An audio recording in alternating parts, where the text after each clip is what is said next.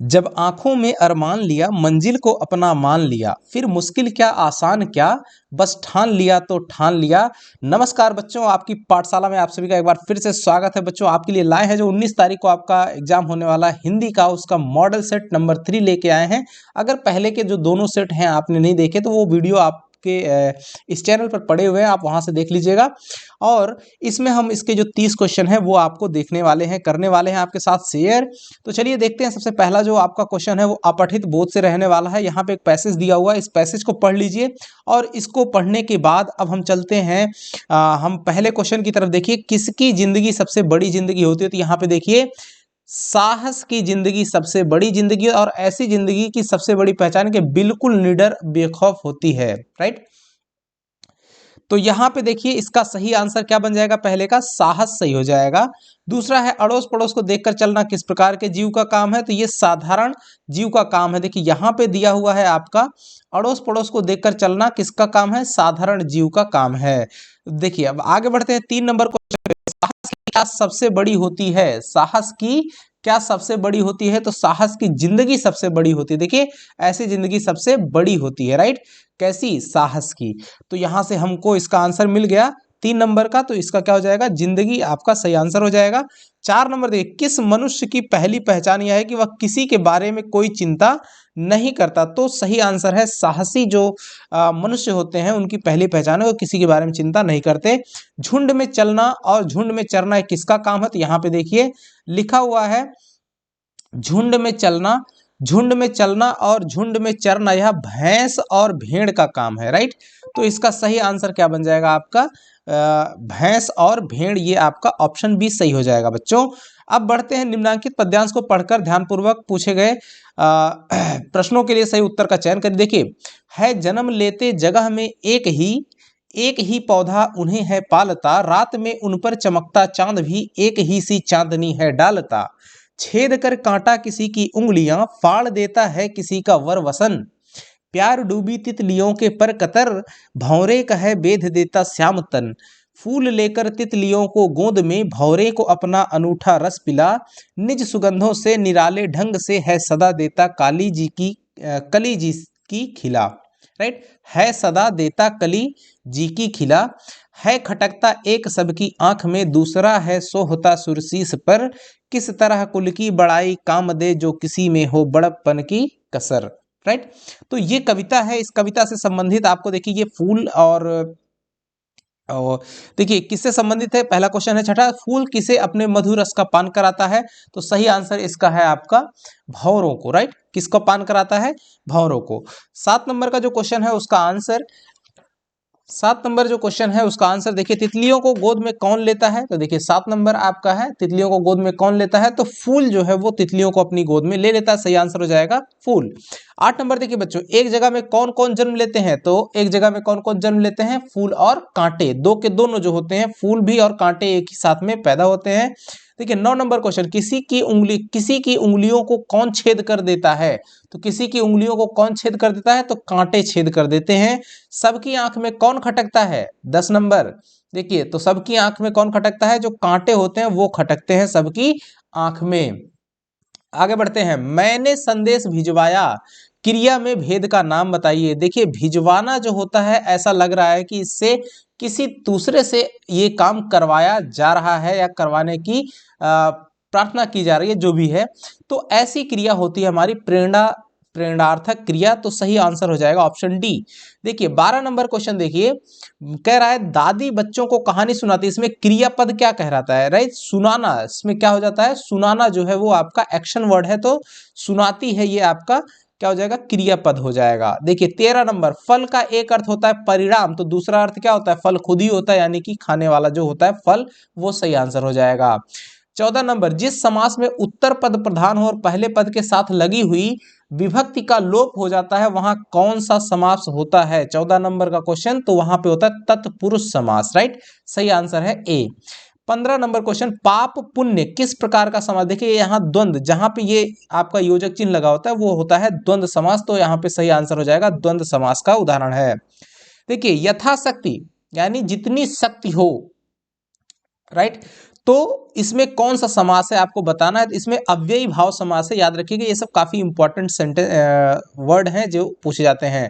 आप चाय पिएंगे या शरबत पिएंगे, या कौन सा आपको बताना है। ये वाक्य किस प्रकार का वाक्य है। तो देखिए, आप चाय पिएंगे या शरबत, ये दो अलग अलग सेंटेंस मिला करके जुड़ रहा है, तो ये आपका संयुक्त वाक्य हो गया, राइट। क्या हो जाएगा, संयुक्त वाक्य जुड़ रहा है। देखिए, या से आपको जुड़ रहा है तो संयुक्त हो जाएगा। देखिए 18 नंबर, चिड़ियों से उड़ा नहीं जाता, ये किस प्रकार का वाच्य है आपको बताना है। चिड़ियों से उड़ा नहीं जाता, ये उसकी फीलिंग है, यहाँ पे बताया जा रहा है। तो ये भाववाच्य है। किसकी प्रधानता है, भाव की। तो यहाँ पे कैसा वाच्य हो जाएगा, भाववाच्य सही हो जाएगा। 19 नंबर, जो अव्यय दो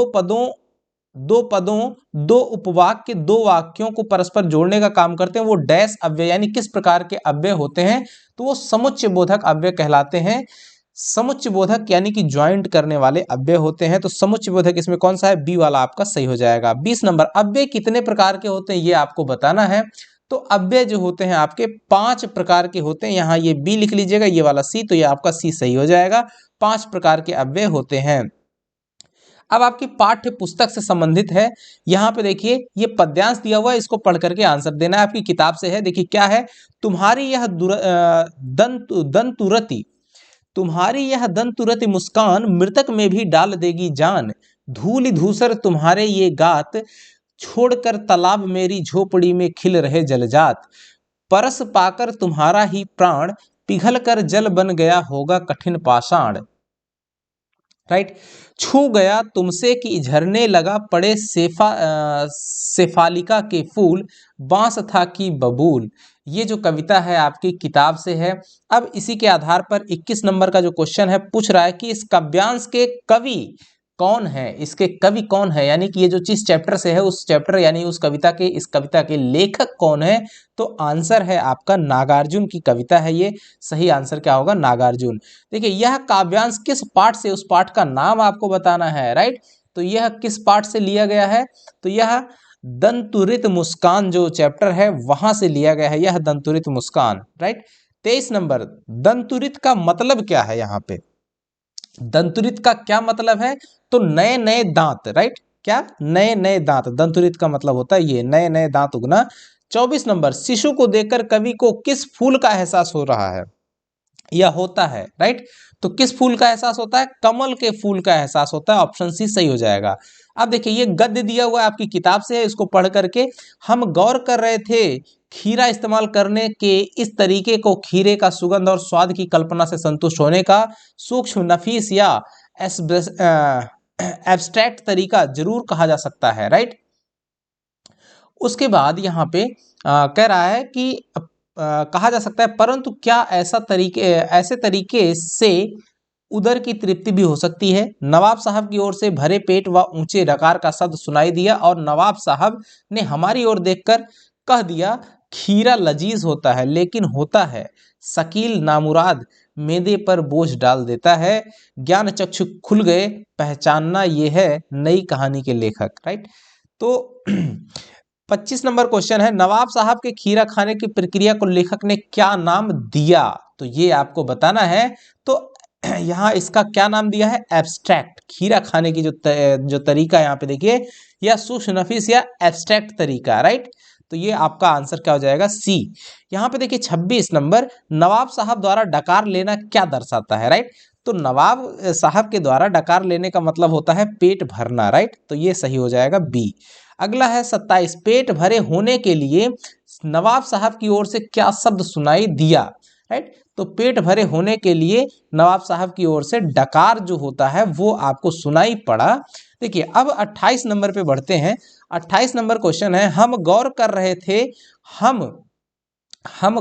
रहे थे में हम जो शब्द है किसके लिए प्रयुक्त हुआ है, राइट। हम किसके लिए प्रयुक्त हुआ है, तो जो लेखक है, लेखक के लिए ये हम यूज हुआ है। आगे बढ़ेंगे, मूर्तिकार ने अंत में मूर्ति के नाक के लिए क्या सुझाव दिया था। मूर्तिकार ने अंत में मूर्ति के नाक के लिए क्या सुझाव दिया था। तो इसका सही आंसर हो जाएगा जिंदा नाक लगा दी जाए। क्या, जिंदा नाक लगा दी जाए। ये पैसेज से नहीं, ये अलग से क्वेश्चन है आपकी किताब से। अगला क्वेश्चन है, देखिए, साना साना हाथ जोड़ प्रार्थना लेखिका ने किस देश की युवती से सीखी थी। ये कविता है अ, साना साना हाथ जोड़ी, राइट। तो साना साना हाथ जोड़ी ये जो प्रार्थना है, ये लेखिका ने किस देश की युवती यानी लड़की से सीखी थी। तो सही आंसर इसका है नेपाल की लड़की से इसको सीखा था। तो आई होप कि आपको ये वीडियो काफ़ी मददगार साबित होगा बच्चों, और आपकी प्रैक्टिस को बूस्ट करेगा। ठीक है, मिलेंगे जल्द ही ऐसे ही कुछ और वीडियो लेकर के। नमस्कार, धन्यवाद, जय हिंद बच्चों।